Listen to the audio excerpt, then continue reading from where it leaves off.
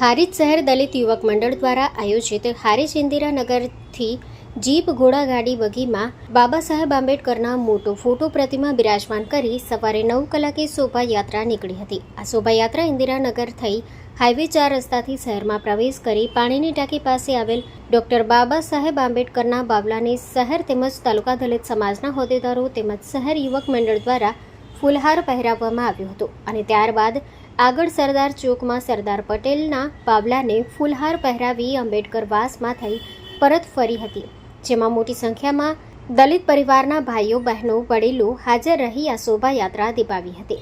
Story report by Naresh Thakar, Harij. જય ભીમ। આજ રોજ બાબા સાહેબ આંબેડકરની જન્મદિવસે હારીજ તાલુકા અને શહેર વતી બાબા સાહેબની પ્રતિમાએ ફૂલહાર કરી અને સર્વ દલિત સમાજના ભાઈઓને શોભાયાત્રા કરી અને ધન્યતા અનુભવી અને સર્વ સમાજના આગેવાનો જોડાયા। બાબા સાહેબની જન્મજયંતિની રીતે બધાને સમાજને મળી અને સહકાર સારો એવો મળ્યો। જય ભીમ।